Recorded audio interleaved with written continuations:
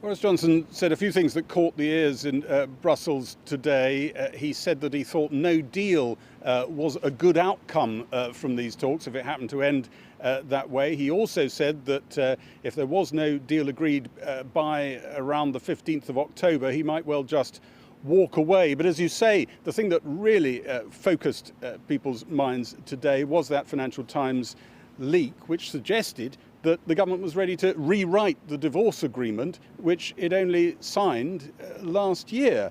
Now, there are loose ends in that agreement, particularly when it comes to what is defined as state aid in terms of goods that are in the Northern Ireland economy, what happens to goods that might go from, say, Northern Ireland to Britain. But the agreement states that those things are to be pulled together and agreed on by the European Union and Britain in a joint committee. The government's turned around and said, actually, we might do this unilaterally by law. Now, it's spent the day downplaying that, but some of its own supporters have spent the day celebrating it. Hardly a promising curtain raiser, you might think, for the talks, latest round of talks that gets underway here in London tomorrow. They've been talking about a free trade agreement for 7 months, starting before COVID struck, carrying on through lockdown by teleconference, and now, on the eve of critical face-to-face talks in London, the government's reported to be ready to rip up last year's divorce deal, signed and sealed. The EU wants to know what's going on.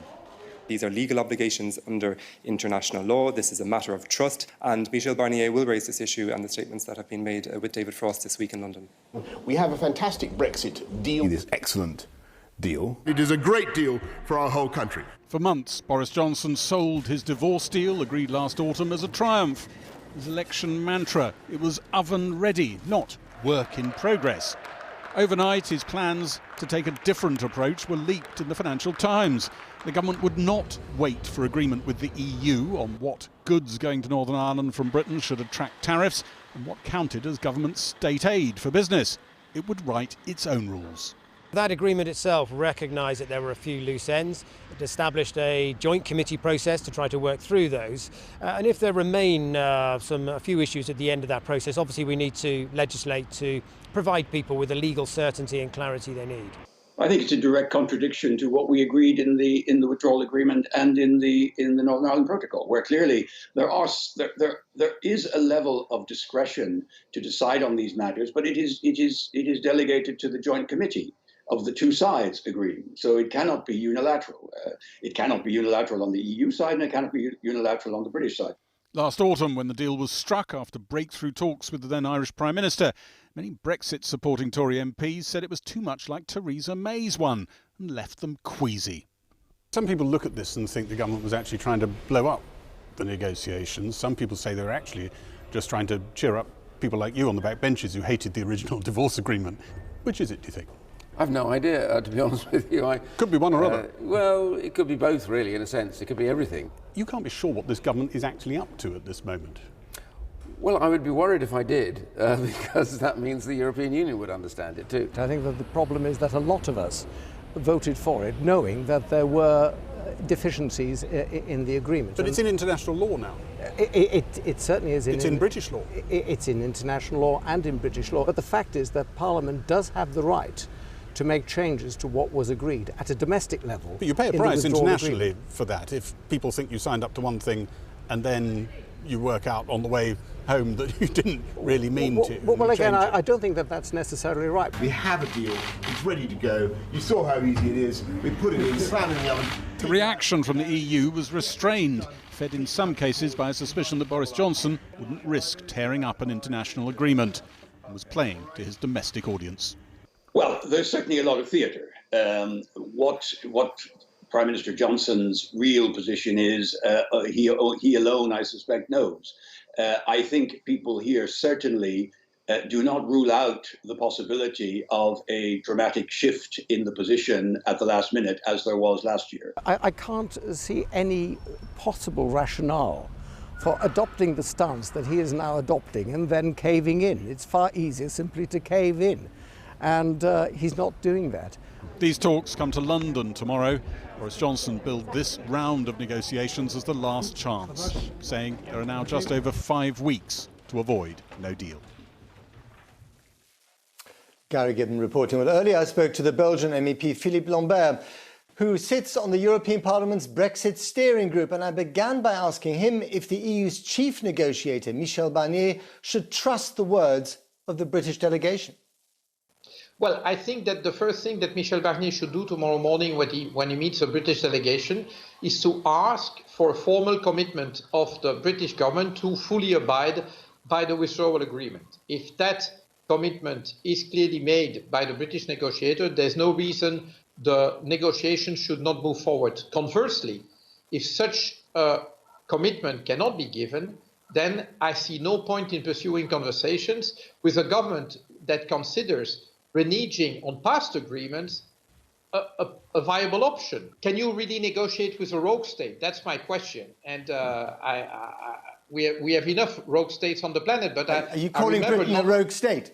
I will call Britain a rogue state if it reneges on the legal commitments taken as part of the withdrawal agreement. And I would find it odd that a government that has been heavily criticizing the Chinese Communist Party for reneging on the Hong Kong agreements by imposing this national security law on Hong Kong recently, I would find it odd to find that same government in company with the Chinese Communist Party for not respecting legally binding international treaties. The British government is always saying that they're prepared to end this and you know, that no deal is better than a bad deal.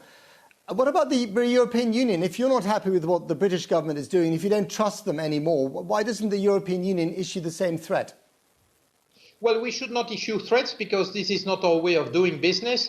We will seek, of course, an agreement with our closest neighbour, the United Kingdom, that respects the European Union's vital interests. And I expect the United Kingdom to do exactly the same thing.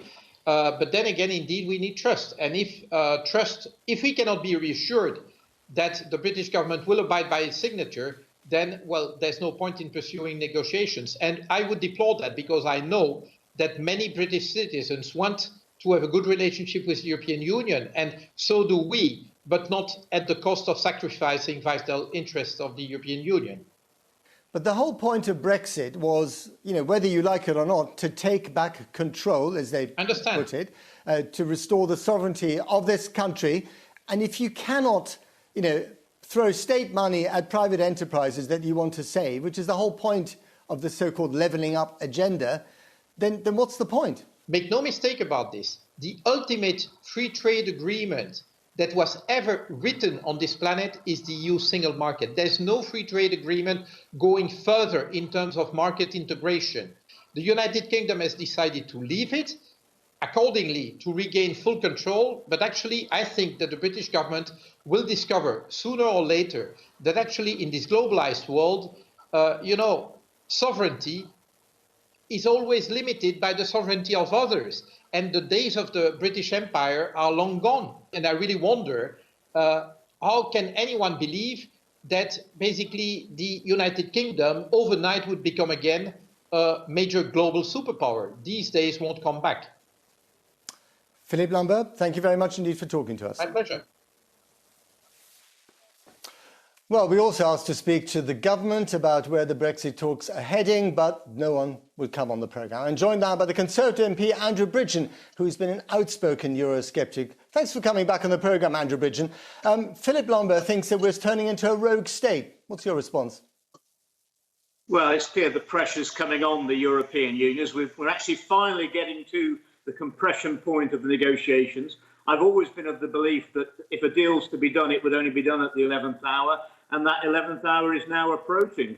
I think it's very interesting news that's breaking this evening that Michel Barnier, the EU's lead negotiator throughout all these negotiations, is set to be sidelined now and allow leaders of the EU 27 to speak directly to Boris Johnson's team.